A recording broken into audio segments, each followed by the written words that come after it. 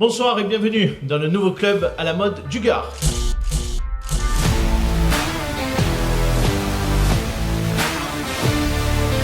Bonsoir Frédéric Pastor.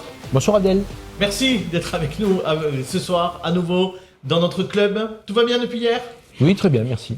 On est ravis en tout cas que vous soyez restés avec nous ce soir. On a changé de décor. Face à vous, des sociétaires sont là. On va les présenter et puis ensuite on va rentrer dans le vif du sujet. D'abord Olivier Jalaguier, conseiller en communication qui est avec nous. Bonsoir Olivier. Bonsoir Abdel, bonsoir Frédéric. Bonsoir. Olivier, on a passé un bon été ? Oui, très bon. On est ravis en tout cas que vous soyez de retour dans cette émission. Tout a changé, mais ça va Olivier ? Un beau décor. Vous avez trouvé vos marques ? Il y a un bar, donc c'est parfait. Voilà, exactement. Il y a une nouvelle dans l'émission des sociétaires, c'est Martine Tiberino. Bonsoir Martine. Bonsoir Abdel. On est très heureux Martine que vous débarquiez dans cette émission et que vous puissiez participer au débat régulièrement. Tout va bien Martine ? Très bien, Vous très êtes bien. heureuse d'être là avec nous ? Oui, ravi de ce nouveau challenge pour moi. Eh bien c'est super, nous aussi on est ravis, Adrien Domas est avec nous également, il est référent chez Horizon, militant chez Horizon. On va pas commencer à se tromper dès le début. Tout va bien Adrien ? Très bien, très heureux d'être là pour cette première. C'est une première aussi pour vous, mais ça va, Tout à ne fait. vous inquiétez pas, vous avez un invité qui va jouer le jeu pour ces premiers débats. On a avec nous Coralie Mollaret, notre journaliste politique. Alors, elle a pris acte de ce comptoir, elle ne veut plus en bouger depuis hier soir. Coralie, à un moment donné, il va falloir rentrer à la maison. Hein. Oui, mais regardez, on est plutôt pas mal. On est avec Sacha Virga qui est en train, attention Abdel, de vous siffler toutes les bouteilles de sirop. Eh bien écoutez, on le déduira de son salaire, vous inquiétez pas, vous me connaissez. Pour tout ce qui est argent, je sais y faire. Coralie, je vais vous redonner la parole tout de suite parce que c'est vous qui allez nous planter le décor et nous présenter le débat de ce soir qui va porter sur le projet de loi autour de la tauromachie. C'est une proposition de loi qui fait déjà grand bruit. Le député de la France Insoumise, Aymeric Caron, proposera le 24 novembre à l'Assemblée nationale d'interdire la corrida. Ancien animateur dont n'est pas couché, l'écrivain est antispéciste. Alors, avec Sacha, on a regardé la définition. C'est une idée selon laquelle, grosso modo, les animaux doivent être traités tout simplement comme les humains. À part et ailleurs, les débats s'annoncent vifs entre ceux qui considèrent la corrida comme une culture à part entière et les autres qui la voient comme une barbarie. Passera ou passera pas le 24 novembre, le débat sur l'avenir de ce texte est ouvert. Et on va démarrer tout de suite avec Olivier sur la question, sur le projet de loi d'Aymeric Caron. Vous êtes inquiet Olivier ? Inquiet, non, c'est une suite logique. Aymeric Caron, je déteste le personnage, soyons clairs. Pour Ça moi, commence bien. C'est un con et un salaud, voilà. Pas d'insulte, on va pas démarrer sur la première. Non, mais c'est à dessein que je le dis, c'est pesé comme choix de mots.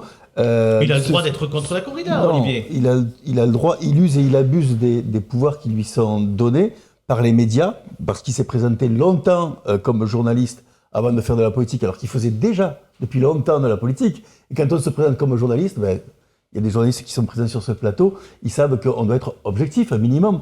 Donc lui, il avait déjà une arrière-pensée politique, il n'était pas objectif, il manquait d'objectivité, et il a bénéficié d'une audience. Vous pensez vraiment que son objectif, c'est de faire un coup médiatique ? Alors moi, je pense surtout Que profondément, il n'est pas contre la corrida ? Honnêtement, dans ce débat-là, je ne suis pas contre Aymeric Caron, parce que Aymeric Caron a une stratégie qu'il mène avec ses amis anti-corrida. Ils sont très organisés, et ils ont trouvé, en l'occurrence, lui, il fait un bon coup politique et un bon coup d'image, ils ont trouvé un gros porte-parole qui va faire des dégâts. Le projet de loi ne passera pas, je pense, mais il a déjà gagné en soi, lui, son pari, et c'est une brèche de plus contre la corrida qui est posée. Ceci étant, Aymeric Caron, le problème, c'est pas Aymeric Caron, le problème de la tauromachie, c'est nous, les aficionados.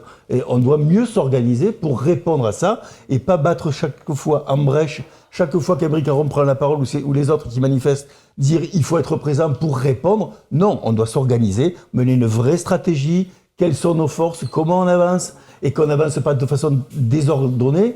On le voit aujourd'hui, la tauromachie est défendue, on va le citer en France, c'est André Viard. Mais André Viard est complètement dépassé, c'est mon point de vue en tout cas, c'est un autre siècle, il faut laisser la place à d'autres personnes et surtout que ces personnes-là s'organisent. Il y a le monde rural, il y a le monde des chasseurs, il y a tout un monde, ce n'est pas que la tauromachie, c'est tout ce qui est l'élevage, la course libre, etc. Martine, vous êtes d'accord avec Olivier ? Alors moi, je suis profondément optimiste. Il y a quelques mois de ça, j'aurais posé comme question à notre ami Frédéric Pastor que ça, c'est tout à l'heure la question. que d'ici 10 ans, il n'y aurait plus de corrida en France. Aujourd'hui, quand je vois le 16 septembre, la mobilisation des jeunes, et aujourd'hui, il y a une vraie mobilisation de ces jeunes qui n'allaient plus trop à la corrida. Et puis après, sur un plan, alors ça c'est mon côté plus juridique, c'est que cet article 521.1 du Code pénal, il va falloir le modifier, il va falloir que ça passe au Parlement, que ça passe au Sénat, et on ne pourra pas le modifier. Puisque aujourd'hui, constitutionnellement, la corrida est reconnue, puisque c'est une tradition ininterrompue. Donc, Aymeric Caron, alors je pense que Olivier a tout résumé concernant ce monsieur. Il a d'autres vues avec ses copains et voilà, c'est un coup médiatique pour moi. Adrien. Non, moi je suis assez d'accord avec tout ce qui a été dit. Et je ferais quand même remarquer effectivement sur Aymeric Caron que c'est un député de la France Insoumise. C'est un populiste, c'est quelqu'un qui s'adresse uniquement à son électorat, on va dire du 16e et 17e arrondissement de Paris, un électorat bobo. Et ça, c'est le principe du démagogue, c'est de proposer n'importe quoi pour faire parler de lui. En même temps, excusez-moi Adrien, moi je vous coupe parce que je vous entends tous les trois les sociétaires. J'ai l'impression qu'en fait ce débat aujourd'hui chez Objectif Gare et dans ce club, en fait on serait dans une autre région de France, il y aurait que des gens contre. Là, on est qu'entre nous et entre nous, on est tous d'accord pour dire que la corrida doit être maintenue avec mise à mort. Est-ce que finalement on n'est pas uniquement nous tous d'accord ici parce qu'on est à Nîmes ? Non, vous auriez fait venir d'autres sociétaires, il y en a qui auraient dit non. Je pense que de manière plus large, ça s'attaque aux traditions. Elles sont partout, les traditions. Il y en a à Nîmes, mais il y en a d'autre part. Et les populistes, pour parler à leur électorat, ne respectent pas toute la France. Toute la France avec toutes ses traditions. Et si je peux me permettre, je pense que les populistes, qu'ils soient d'extrême droite ou d'extrême gauche, font ça. C'est-à-dire que l'extrême droite, Marine Le Pen, vous pensez qu'Édouard Philippe, Jean-Marie Le Pen, que vous soutenez, il est d'accord avec la corrida, Adrien, moi, honnêtement moi, je n'ai pas parlé au nom d'Édouard Philippe. Et je pense que la corrida, c'est important de parler en son nom, parce que c'est quelque chose qui dépasse les clivages. Frédéric Pastor, notre invité, on vous donne la parole. Vous avez entendu un peu les points de vue des différents sociétaires, et ils ont l'air d'être tous d'accord ce soir. Quel est votre point de vue ? On imagine bien évidemment que vous n'êtes pas d'accord avec Aymeric Caron. Je ne suis pas d'accord avec Aymeric Caron, mais au-delà de ce qui a été dit, si vous me permettez, je vais essayer de reprendre sur quelques observations ce qui a été dit. Je rejoins sur ce qui a été dit, bien évidemment, la personnalité détestable de M. Caron, mais là n'est pas le sujet. Et puis reprendre aussi ce que Madame a dit en disant il y a un vrai élan au regard de la tauromachie, pour reprendre ce qu'a dit monsieur, en disant le positionnement de certains politiques font que la tauromachie sera défendue et sera maintenue en France. Je vais au-delà de cette réflexion et je dis aujourd'hui, en 2021, on peut être contre la corrida. On peut ne pas aimer la corrida. En revanche, on doit être d'accord sur un postulat suivant, c'est la liberté culturelle. Et ce monsieur, au nom d'une espèce de clivage, j'ai envie de dire même d'un réquisitoire caricatural. Mais il a le droit d'être pour le bien-être des animaux. Il a le droit d'être, mais vous savez que dans son bien-être, lui, le rat que vous voyez passer dans la rue, il a autant de droits que la personne qui promène son chien le matin devant son immeuble. C'est ça qui est dramatique. Oui. Mais au-delà de ça, ce qui est important, on peut comprendre que dans certaines villes de France où il n'y a pas de corrida, on n'aime pas la corrida. Nous, ce qu'on demande, c'est le droit au respect. Un peuple, une culture, un droit. Alors, d'abord, il faut comprendre la façon dont les choses vont se passer. Le 24 novembre prochain, il va y avoir une proposition de loi qui va être déposée par le parlementaire dans ce qu'on appelle une niche parlementaire. Qu'est-ce que c'est une niche parlementaire ?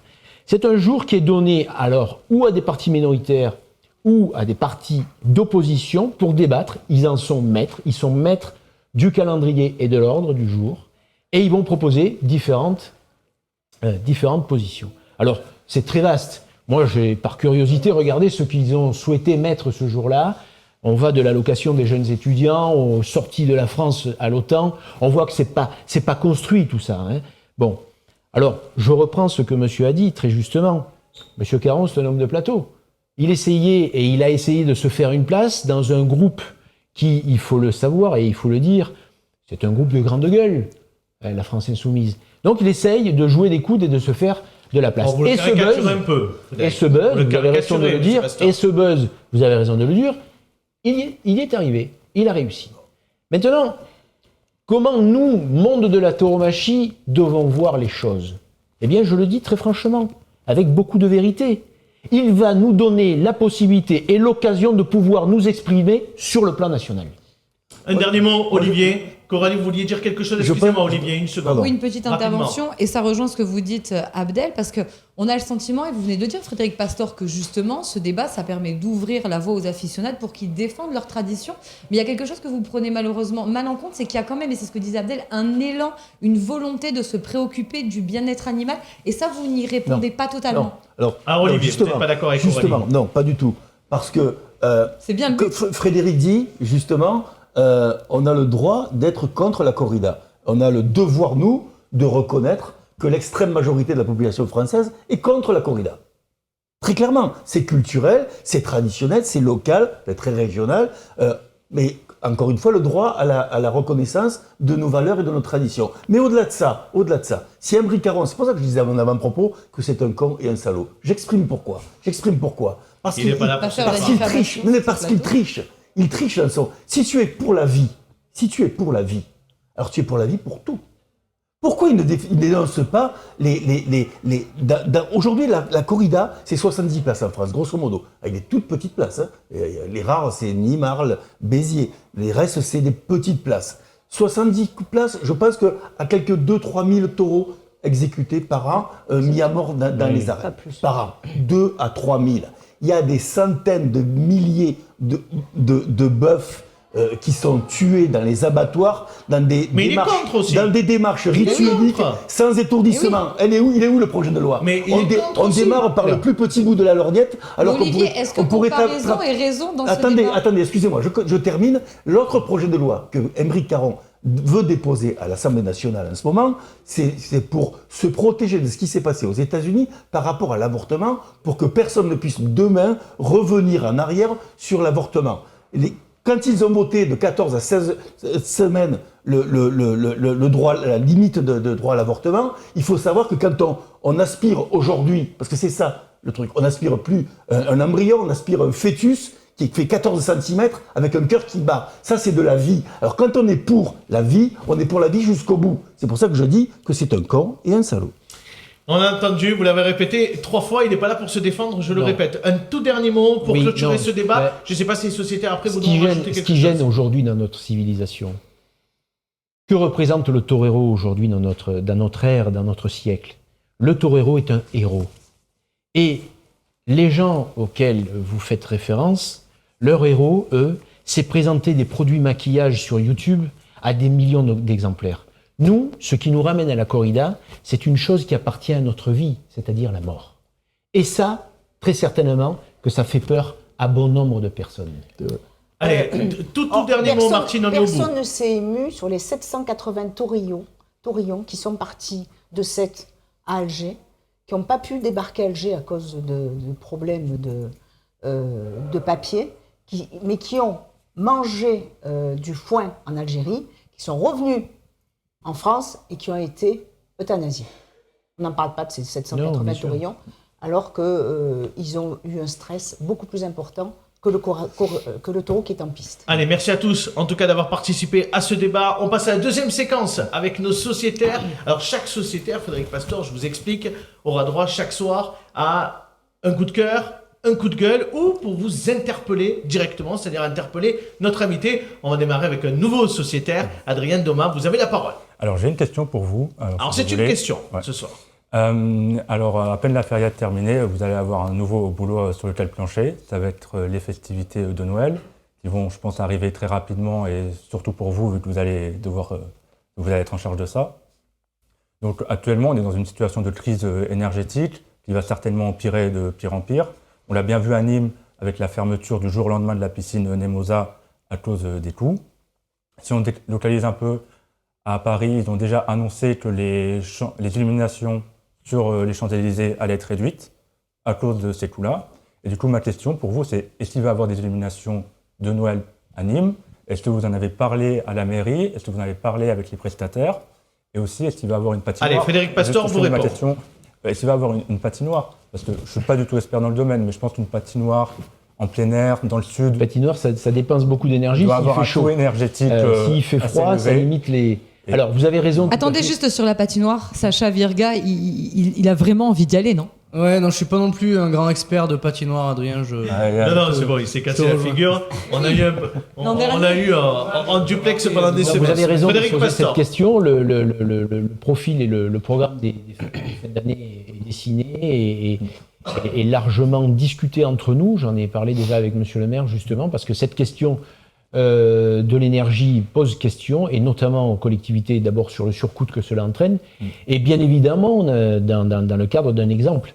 Alors, c'est pas d'actualité actuellement. Je vous rappelle que depuis des années, nous avons fait déjà pas mal d'efforts en termes de consommation d'énergie sur les lampes et les ampoules que vous voyez de partout.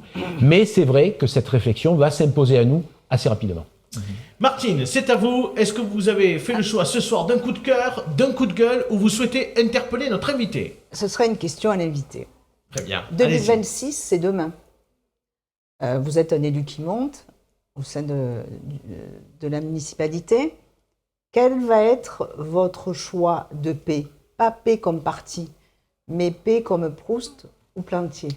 Alors, je vous rappelle que c'est toujours une histoire. Bon, On en a parlé on en a hier. parlé hier. Coralie, Moi, vous avez pour posé la l'instant, question. Martine, je suis un soldat au service de Jean-Paul Fournier. Je bosse. J'ai beaucoup de dossiers, des dossiers très importants à traiter jusqu'à l'horizon 2026. Donc, pour l'instant, vous avez vu, je ne me rase pas. Je n'ai absolument pas ça en tête. Je suis simplement préoccupé au quotidien pour essayer de faire du mieux la tâche que m'a donnée Jean-Paul Fournier. Vous ne rasez pas comme Franck Proust. Allez, le dernier mot, c'est pour Olivier Jalaguier. Dans cette séquence, un coup de cœur, un coup de gueule, ou la question à l'invité. Olivier, c'est à vous.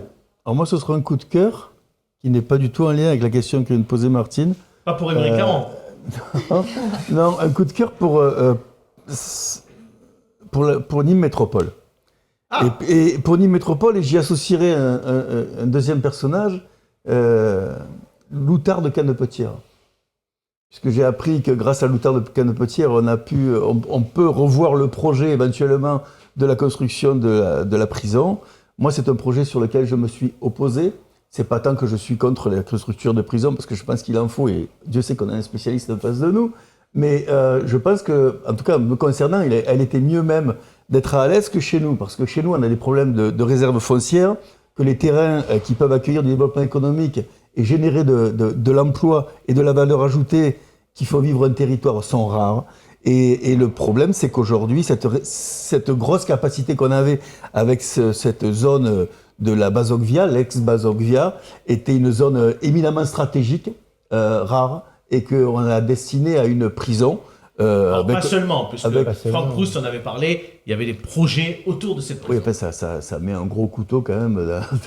C'est pas, Ça fait de l'emploi C'est pas la aussi. même chose. En tout cas, moi, Oui, oui. je me réjouis, et c'est pour ça mon coup de cœur, qu'on revienne enfin sur du développement économique pur et qu'on parle de ferroutage, puisque c'est sa destination, et que là, c'est un gisement de plusieurs centaines d'emplois, voire même de milliers d'emplois. Et donc, je me réjouis parce que avec Magnanime et Martine Tiberino qui m'accompagnaient, on portait ce projet-là. Merci, les sociétaires. Merci. On va donner le dernier mot à Sacha Virga. C'est lui, chaque soir, qui a droit à un dernier mot. Place tout de suite à Sacha Virga.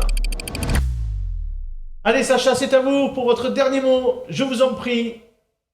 Eh bien déjà, bonsoir à tous, parce que... On vous a déjà entendu tout à l'heure, Effectivement. Sacha. Alors du coup, ça serait moi un petit coup de cœur pour ce dernier mot.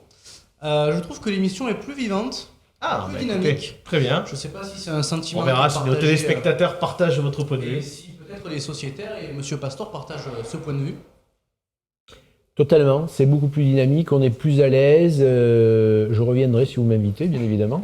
Mais c'est très sympa, oui. Très bien. Et je trouve aussi que l'émission ne fera pas 15-20 minutes, Monsieur Samari. Je pense que ce sera un petit peu plus long. Je sais pas si Romain, la Et si réalisation... vous avez a- fini, ça permettra de terminer. Oui, mais bon, vous savez, j'aime bien faire durer le plaisir, comme on dit. Allez, merci beaucoup Sacha. Merci à nos sociétaires d'avoir été avec nous ce soir. Merci à tous d'avoir suivi ce nouveau numéro. On va remercier bien évidemment Frédéric Pastor Merci, qui a Adèle. passé 2 jours avec nous. On se dit à très bientôt. À très vite. Changement de décor, demain, notre invité c'est Vincent Bouget, le secrétaire général du Parti communiste français dans le Gard, conseiller départemental et élu d'opposition à la ville et à l'agglomération de Nîmes. 3 nouveaux sociétaires seront avec nous, des nouveaux. Annie Chapelier, Jean-Baptiste Jouve est de retour et Claire Starosinski viendront débattre de la place des femmes dans les partis politiques. On va remercier bien évidemment pour la réalisation Romain Curat. Bonne soirée à tous, à demain et fermeture à présent du club.